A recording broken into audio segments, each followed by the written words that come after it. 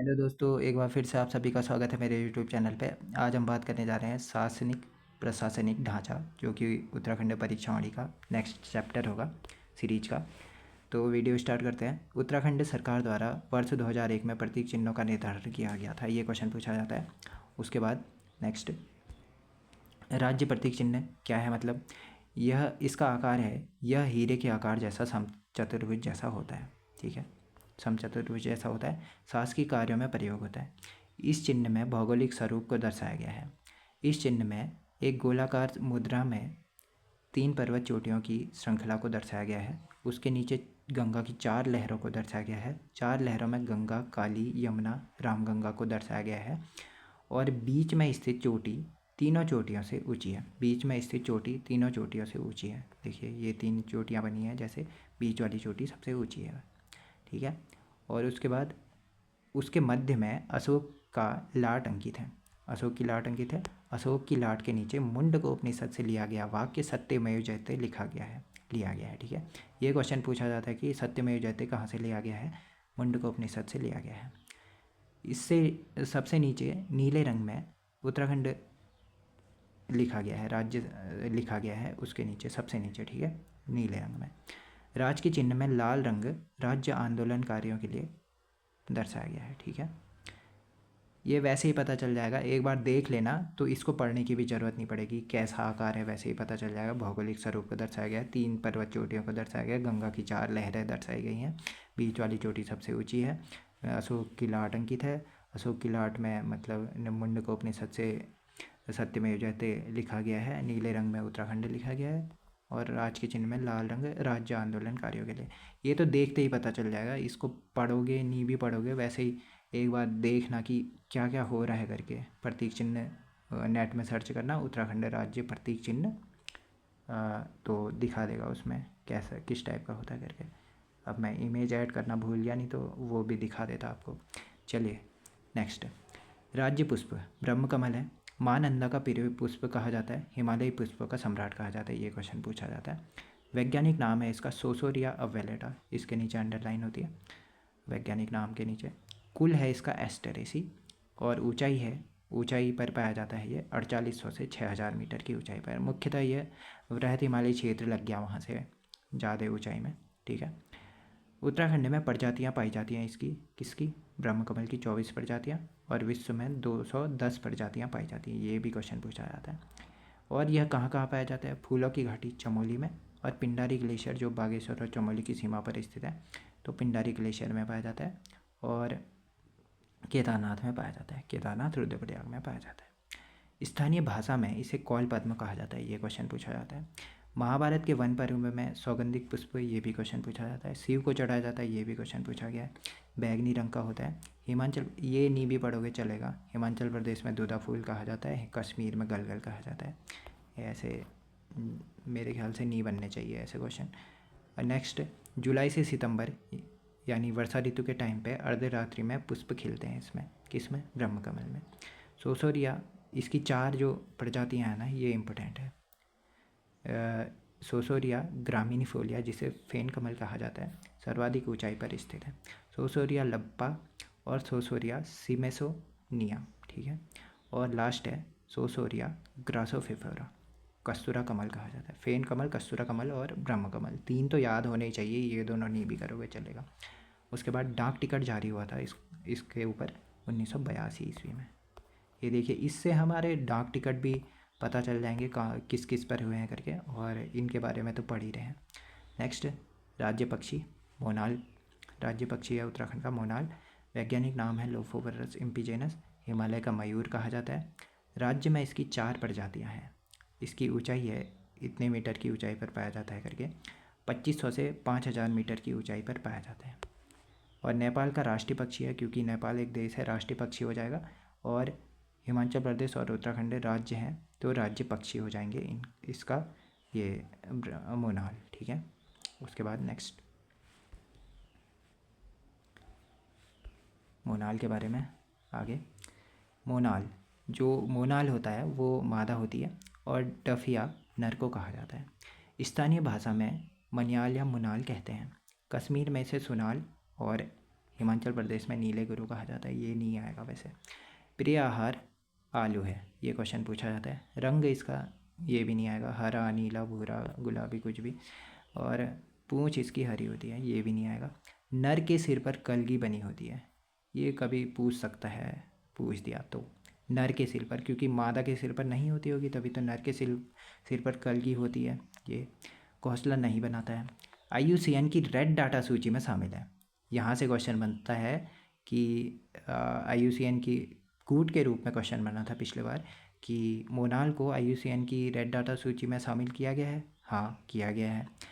फिर उसके बाद यूपी सरकार ने 1972 में वन्य जीव संरक्षण अधिनियम, यहाँ से भी क्वेश्चन बना है, वन्य जीव संरक्षण अधिनियम के तहत इसे संरक्षित घोषित किया गया है। और वन्य जीव संरक्षण की अनुसूची फर्स्ट के तहत संरक्षित घोषित किया गया है। इसमें वो ऑप्शन दिए गए थे, अनुसूची 1, 2, 3, 4 इस तरीके से। तो वन्य जीव संरक्षण की फर्स्ट अनुसूची के तहत मोनाल को वन्य जीव संरक्षण अधिनियम के अंतर्गत रखा गया है, संरक्षित घोषित किया गया है। डाक टिकट इसे में जारी हुआ था 1975 ईस्वी में। नेपाल का राष्ट्रीय पक्षी है, ये पहले भी करा दिया था मैंने, यहाँ भी ऐड हो गया, चलो कोई बात नहीं। उसके बाद राज्य पशु है कस्तूरी मृग। वैज्ञानिक नाम है इसका मास्कस काइस्टोगास्टर। हिमालयन मस्क डियर कहा जाता है इसको। ऊंचाई है इसकी, देखिए हमने वहाँ से स्टार्ट किया था, ब्रह्म कमल 4800 से ऊंचाई 4800 से 6000 मीटर की ऊंचाई पर। फिर हमने पढ़ा मोनाल 2500 से ऐसे ही 5000 मीटर की ऊंचाई पर। फिर उसके बाद हम पढ़ रहे हैं 3600 से। अब सीरियल वाइज अरेंज किया है ताकि आपको याद करने में कोई परेशानी ना हो करके। देखिए फिर आता है 3600 से 4400 मीटर की ऊंचाई पर कस्तूरी मृग। कहाँ कहाँ पाया जाता है? केदारनाथ, रुद्रप्रयाग में, फूलों की घाटी चमोली में, उत्तरकाशी और पिथौरागढ़ में कस्तूरी मृग पाया जाता है। 4 प्रजातियाँ पाई जाती हैं उत्तराखंड में। प्रिय आहार है इसका केदारपाती। जैसे इसका पूछा था मोनाल का कि आलू होता है, इसका पूछ सकता है केदारपाती किसका होता है? कस्तूरी मृग। वैसे ही पता चलेगा कौ केदारपाती और कस्तूरी मृग। औसत आयु होती है 20 वर्ष की। गर्भधारण क्षमता 6 माह तक होती है। कश्मीर, हिमाचल प्रदेश, सिक्किम में पाया जाता है। रंग इसका भूरा होता है। वजन इसका 10 से 20 किलोग्राम का होता है। ये कुछ नहीं पूछेगा वैसे, रंग हंग। ये गर्भधारण क्षमता पूछ सकता है, 6 माह की होती है। औसत आयु ये भी नहीं पूछेगा। प्रिय आहार से लेकर फिर देखिए आत्मरक्षा के लिए 2 दांत बने होते हैं, ये भी मुश्किल ही है। ये तो खाली जनरल नॉलेज वाली बातें हो गई कि हाँ ये सीखना चाहिए करके कि हमारे राज्य चिन्ह है तो प्रतीक चिन्ह है तो याद करना चाहिए, थोड़ा सा पता होना चाहिए क्या क्या होता है करके। कस्तूरी मृग अपनी नाभि में पाए जाने वाली कस्तूरी के लिए प्रसिद्ध है। कस्तूरी जो है उसका नाम है मिथाइल ट्राइक्लोरोपेंटाडेकेनोल, इसके लिए प्रसिद्ध है। 1 से 3 वर्ष के अंतराल में कस्तूरी प्राप्त की जाती है। ये क्वेश्चन पूछा जाता है कि कस्तूरी मृग में कस्तूरी कब प्राप्त की जाती है? 1 से 3 वर्ष के अंतराल में। एक बार में 30 से 45 ग्राम कस्तूरी प्राप्त की जाती है, ये भी क्वेश्चन पूछा जाता है। उपयोग होता है इसका, ये उपयोग तो पढ़ने पड़ेंगे। दमा में, निमोनिया में, हृदय रोग में, टाइफाइड में, मिर्गी में, ETC आदि में इसका उपयोग होता है। ये भी क्वेश्चन पूछा गया। इसे वन्यजीव संरक्षण अधिनियम 1972 की अनुसूची 1 में शामिल किया गया है। मोनाल को भी और कस्तूरी मृग को भी, दोनों को अनुसूची 1 में शामिल किया गया। वन्यजीव संरक्षण अधिनियम कब आया था? 1972 का। ये भी क्वेश्चन पूछा जाता है GS में। 1972 में यूपी सरकार के अंतर्गत केदारनाथ वन्यजीव प्रभाग के अंतर्गत कस्तूरी मृग विहार की स्थापना हुई थी, ये भी क्वेश्चन पूछा जाता है। 1977 में महरूरी कस्तूरी मृग अनुसंधान केंद्र जो कि बागेश्वर में है, ये भी क्वेश्चन पूछा जा चुका है। अगला ये भी क्वेश्चन पूछा जा चुका है। 1982 में चमोली के कांचुला करके में कस्तूरी मृग प्रजनन एवं संरक्षण केंद्र की स्थापना हुई है। ठीक है, 3 के 3 क्वेश्चन पूछे जा चुके हैं। उसके बाद उससे भी पहले भी क्वेश्चन पूछे जा चुके हैं। नेक्स्ट 1986 में पिथौरागढ़ में अस्कोट अभयारण्य की स्थापना की गई है, ये भी क्वेश्चन पूछा जा चुका है। और अस्कोट में, जो अस्कोट अभयारण्य है पिथौरागढ़ में, सर्वाधिक कस्तूरी मृग यहीं है, वो जो कि 67 है। रिसेंट डाटा तो मुझे पता नहीं है, जितना याद है मुझे 67 ही हैं जहाँ तक है। ये क्रॉस चेक कर लेना अभी रिसेंट टाइम पे कितना है करके। लास्ट बचा है, इसके बाद यहाँ तक पढ़ लेते हैं, थोड़ा सा और पढ़ लेते हैं। राज्य वृक्ष बुरांस है और वानस्पतिक नाम है इसका रोडोडेंड्रॉन आर्बोरियम। वर्ग इसका एरिकेसी है, ये वैसे कम ही पूछता है। वानस्पतिक नाम पूछ सकता है, राज्य वृक्ष तो पूछता ही है क्या है करके, बुरांस। राज्य वृक्ष बुरांस और इसका वानस्पतिक नाम रोडोडेंड्रॉन आर्बोरियम, ये दोनों क्वेश्चन पूछे जाते हैं। इसके बाद 1500 से 4000 मीटर पर चटक लाल, इसके ऊपर यहाँ तक तो चटक लाल कलर के बुरांस पाए जाते हैं, इसके ऊपर गहरे लाल और हल्के लाल प्रकार के बुरांस पाए जाते हैं। ये कुछ नहीं पूछने वाला वैसे भी। 11,000 फुट की ऊंचाई पर सफ़ेद बुरांस मिलते हैं, ये क्वेश्चन पूछा जाता है। 11,000 फुट की ऊंचाई पर कौन से बुरांस मिलते हैं? सफ़ेद। क्योंकि अधिकतर को तो पता ही है कि मतलब लाल रंग के बुरांस होते हैं, किसी को तो पता ही नहीं होगा कि सफ़ेद रंग के बुरांस भी होते हैं करके, तभी ये क्वेश्चन पूछा जाता है। 11,000 फुट की ऊंचाई पर कौन से बुरांस मिलते हैं? सफ़ेद। कश्मीर में इसे आर्डवॉल कहते हैं और HP यानी हिमाचल प्रदेश में इसे बुरांसो कहते हैं, वैसे ही पता चल जाएगा। पर्वतीय और सदाबहार वृक्ष है, ये भी क्वेश्चन पूछा जाता है। इसमें मेथेनॉल होता है जो कि डायबिटीज़ के लिए फ़ायदेमंद होता है, उपयोग पूछे जाते हैं। 87 प्रजातियाँ पाई जाती हैं भारत में। बसंत में फूल खिलते हैं इसके। बसंत कब से? फरवरी से अप्रैल तक इसमें फूल खिलते हैं। उपयोग इसके हृदय रोग में, जूस में, ईंधन के रूप में। ईंधन के रूप में कैसे? इसके जो पत्ते होते हैं ना, वो गाय के काम भी आते हैं, खाद बनाने के काम भी आते हैं। इसकी लकड़ी ईंधन के रूप में प्रयोग होती है और भी बहुत सारे काम होते हैं इससे। हाँ, इसके जो फूल होते हैं उससे जूस बनाने में हेल्प होती है और भी बहुत सारे काम होते हैं इसके बुरांस के, इसीलिए इम्पोर्टेंट वृक्ष है। वन्य जीव संरक्षण अधिनियम वन्य जीव दोनों अलग अलग चीज़ें हैं। वन्य जीव संरक्षण अधिनियम 1972 और वन संरक्षण अधिनियम, दोनों क्वेश्चन पूछे जाते हैं GS में, ठीक है। 1972 में वन्य जीव संरक्षण अधिनियम लाया गया। वन संरक्षण अधिनियम 1974 में। इसे सुरक्षित वृक्ष घोषित किया गया इस वन संरक्षण अधिनियम के तहत, 1974 वाले। डाक टिकट जारी हुआ था 1977 ईस्वी में। चरक संहिता में औषधीय गुणों वाले पुष्प के रूप में वर्णित किया गया है किसे? बुरांस को। नेक्स्ट, राज की तितली, यहीं तक पढ़ लेते हैं थोड़ा, राज की तितली तक। राज की तितली, जिसे पहले कहते थे कॉमन पिकॉक कहा जाता था, अब इसका नाम चेंज कर दिया गया है, वुली बेडेड पिकॉक कहा जाएगा, इसको चेंज हो चुका है।